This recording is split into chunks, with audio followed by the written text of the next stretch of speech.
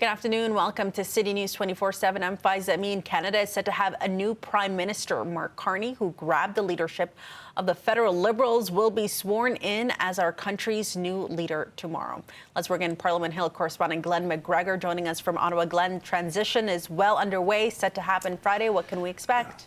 Yeah, this has been an incredibly fast transition period. Generally, an incoming prime minister has several weeks to figure out who's going to be in their cabinet, what their priorities are going to be for their first term in office. This has all happened amazingly quickly, considering it was only January 6th, just a little over 2 months ago, that Justin Trudeau announced he was stepping down when a new leader was being elected, and now Trudeau is on his last day as prime minister. He will go to the governor general first tomorrow before Carney. And keep in mind, he lives right next door to the governor general at Rideau Cottage. He's going to make that short walk over. He will resign as prime minister, and then immediately after, Mark Carney will come in and be sworn in as the 24th prime minister of this country. He will also have to swear in a new cabinet. And a lot of speculation in Ottawa about who is going to be in and who is going to be out. Generally, the signs that are coming from the Carney camp is that this will be a smaller cabinet than the 37-member cabinet that Justin Trudeau has today. But we think some of the key positions are going to stay in place. The Finance Minister, Dominic LeBlanc, will be back in cabinet. So too will Foreign Affairs Minister Mélanie Joly and Industry Minister François-Philippe Champagne. Crucially, those people all supported him during the leadership race, and they are also really the front-facing part of the cabinet dealing with the U.S. and the tariffs that Donald Trump has put in. They're constantly interfacing on this. So they are not, we think probably they're going to stay in those portfolios too. We don't know which portfolios are going to be dropped or combined, who is going to be dropped from cabinet. Some of the current cabinet ministers are not running again, but we want to find out tomorrow what happens to Chrystia Freeland, who was Carney's chief challenger in that leadership race, as well as Karina Gould, who had been a government House leader up until the leadership race started. We'll see whether or not she takes that position back. Freeland, interestingly enough, was on U.S. television this morning talking about Mark Carney. Here's what she had to say.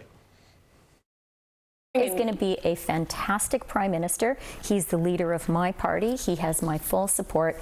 He is going to be terrific. And he has started off on a very, very good, clear note. He has said, you need to respect us. And I would say that is the view of all Canadians. You have to remember, Kate, that our sovereignty is now being challenged. And that is not acceptable for Canadians. Our sovereignty is not negotiable. And just in the last few minutes, coming into our newsroom now, we have video posted by Justin Trudeau on X, social media site formerly Twitter, sort of a goodbye message from him. Take a listen to what he had to say. I am so proud of Canadians.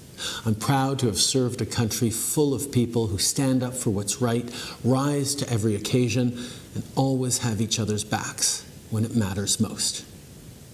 This may be my last day here in this office, but I will always be boldly and unapologetically Canadian. My only ask is that no matter what the world throws at us, you always be the same. Of course, Faiza, Justin Trudeau has already said that he is not running for re-election in his downtown Montreal riding of Papineau. We'll see what comes next for him, what he's going to do. I would imagine first priority for him will be taking a vacation. That would be my first thing as well. Glenn, I wanted to follow up with another meeting that's underway with foreign ministers breaking bread in Quebec today. Lots on the agenda for Mélanie Joly and her counterparts, including Marco Rubio, who is in attendance. Yeah, Canada is the host of the G7 this year, and it'll be held when the leaders meet in Kananaskis, Alberta. But there are several other events that happen throughout the year leading up to that Leaders Summit in June, including the meeting of all the G7 foreign ministers. And yes, the Secretary of State for the United States, Marco Rubio, is there. He and Joly had some private conversation this morning. Invariably, the issue that keeps coming up in all these meetings is the trade war between Canada and the U.S. I'm sure that Joly spoke to Rubio about that. That topic will also carry over to the full table meeting of G7 foreign ministers because it's not just Canada that's affected by this. The U.S. is now targeting Europe, and Donald Trump this morning posting some very angry sounding messages on social media threatening to increase tariffs on European alcohol, champagne, French wines to 200%.